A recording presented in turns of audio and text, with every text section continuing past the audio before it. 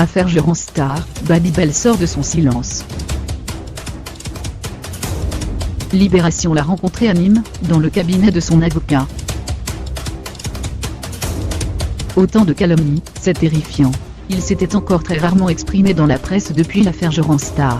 Pascal Cardona, désormais plus connu sous le surnom de Babybel, sort de son silence. L'ami du spécialiste des réseaux sociaux, par ailleurs cadre chez France Bleu, est visé par 2 plaintes, l'une pour corruption de mineurs et abus de faiblesse, l'autre pour viol sur mineur.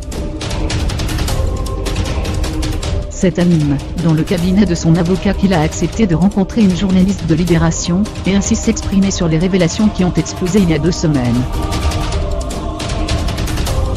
Je savais que ça allait mal tourner. Ma vie est dans la boue à présent, c'est horrible, confie Pascal Cardona, visiblement très atteint. Il dit souffrir de 3 pathologies graves, ainsi que d'une invalidité de 80%, et être en arrêt maladie jusqu'au 28 février. Il raconte avoir été victime de cyberharcèlement. Ma vie sociale est détruite, ma vie professionnelle aussi. Sur Jean Star, qui a pris ses distances, Pascal Cardona explique, il s'est désolidarisé de moi, mais c'est tout à fait normal, car nous sommes attaqués de toutes parts. Je ne lui en veux pas. Il racontait l'avoir connu il y a 8 ans.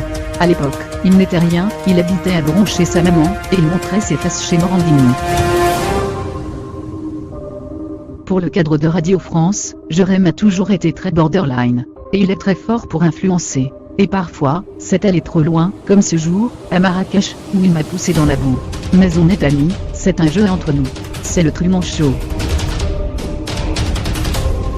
Concernant la plainte déposée par le jeune Anouar le 22 janvier dernier, Babybel parle de chantage et affirme « Il ne s'est rien passé entre Anouar et moi, le jour où il m'accuse de ce viol, j'étais dans un hôtel à Argelès et j'en ai la preuve. » À propos des rumeurs de soirées arrosées en présence de jeunes garçons, l'homme de 51 ans affirme « J'ai eu des relations sexuelles avec certains de ces jeunes, mais pas avec des mineurs. » Avant de montrer à la journaliste des photos des cartes d'identité de ces jeunes prises avec son téléphone. Je savais que ça allait mal tourner, qu'il y aurait un jour quelque chose, mais pas ce bazar-là, conclut-il avec d'éclater en sanglots.